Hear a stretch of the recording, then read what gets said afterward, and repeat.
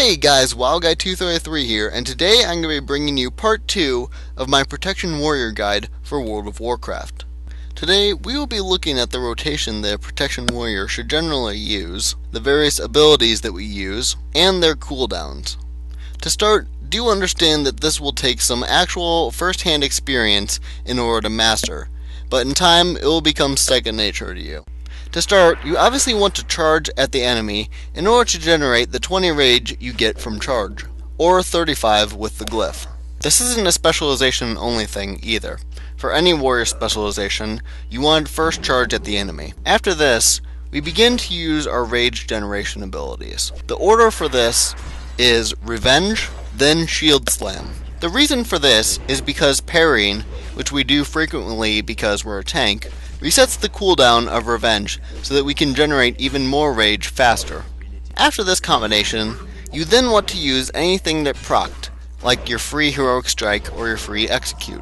If nothing procced, go right to the next ability in our rotation, which is Devastate. This is an ability that costs no rage and has a 30% chance to reset the cooldown on Shield Slam. On top of that, Shield Slam generates 5 more rage when its cooldown has been reset by Devastate. Devastate can also be cast pretty frequently because of its 1.5 second global cooldown.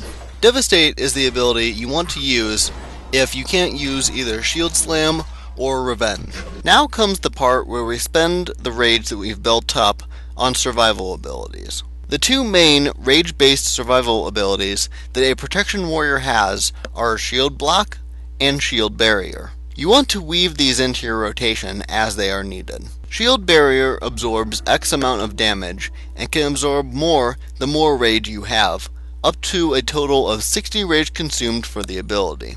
So let's say, for example, you had 20 rage and you used the ability. Let's say it would absorb maybe 20,000 damage, whereas if you had 60 rage, it would absorb 60,000 damage. Those aren't exact numbers, and they vary depending on different factors. However, that's just an example. This works against all types of damage, except for, like jumping off of a giant cliff, of course. It can be used whenever you like, as long as you have 20 rage, and it has a base 1.5 second cooldown. Shield Block blocks every single attack that comes your way for 6 seconds, and it costs 60 rage. This ability has 2 charges with a 12-second recharge time for each charge. Now, block doesn't mean that you won't take the damage. It just means that it will reduce the amount of damage that you take based on various factors, the main one being your mastery rating. So let's say a boss were to hit you for like 80,000 or 100,000 damage. Blocking would reduce it to, say, maybe 50,000 or 40,000. These aren't exact numbers, but this is just an example to help show you how blocking would help reduce the amount of damage that you take. This ability is also considered active mitigation. So mechanics for fights and bosses that call for active mitigation on the player in order to avoid some sort of debuff are easily countered by this ability. This ability is best used against bosses that consistently hit hard or against large groups of adds. Now you might be asking when you use each of these. Well, that will depend on your situation. Shield Barrier is an all-purpose damage absorption shield, so it can come in handy in pretty much any situation. Shield Block tends to come in handy more when you're facing a very tough boss or a large pack of adds. Your other survival cooldowns are Last Stand, Shield Wall, Demoralizing Shout, Spell Reflection, and your Tier 2 and 5 talents. If you chose Ravager for your Tier 7 talent, this is also a survival cooldown. Last Stand increases your maximum health by 30% for 15 seconds. During this time, I advise you to use your self-healing abilities as they tend to heal you for more. Abilities like Enraged Regeneration or Impending Victory. This ability has a rather long cooldown of 3 minutes. Shield Wall reduces all damage taken by 40% for 8 seconds. As the ability's description goes, it applies to all forms of damage. This is best used in emergency situations or when anticipating large amounts of damage. This ability has a somewhat long cooldown of 3 minutes. Demoralizing Shout reduces all damage dealt to you and only you by 20% for 8 seconds. This affects all enemies within 10 yards. Do note that this does not reduce the damage a boss or NPC deals to other friendly allies. Only you. It is extremely useful in almost any scenario, but especially useful when facing large amounts of adds. This ability has a rather short cooldown of 1 minute. Spell Reflection is an ability that allows you to reflect any single spell cast on you for 5 seconds.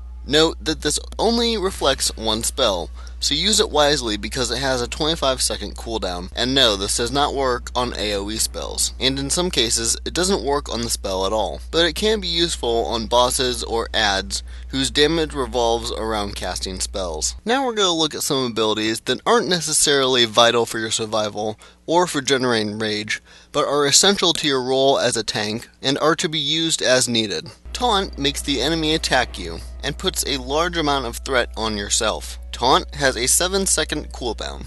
Intervene intercepts the next melee or ranged attack that a friendly ally will take within the next 10 seconds. You have to remain within 10 yards of the ally that you intervene to in order to successfully intercept the attack. This ability has a 30-second cooldown.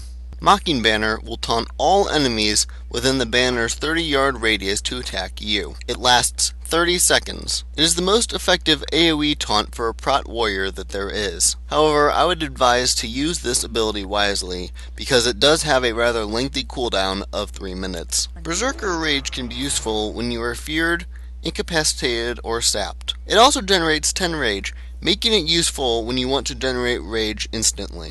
Berserker Rage has a cooldown of 30 seconds. Thunderclap is an AoE damaging ability that will not only damage any enemies hit, but slow them by 50% for 10 seconds. The main purpose of this ability is to pick up the threat of multiple adds at one time. It costs no rage and has a 5-second cooldown.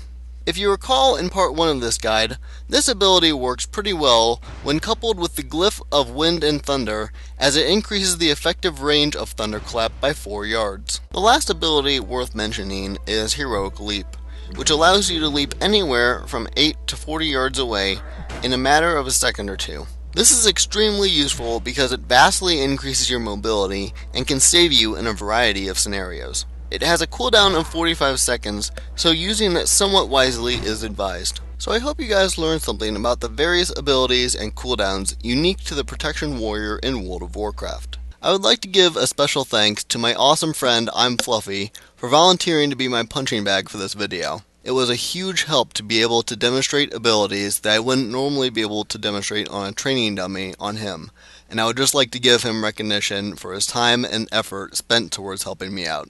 Anyways, I hope you guys enjoyed the video. Remember to subscribe, rate, and comment, and I will see you next time. These are arguably the most important talents because they revolve solely around an individual's self-healing and preservation.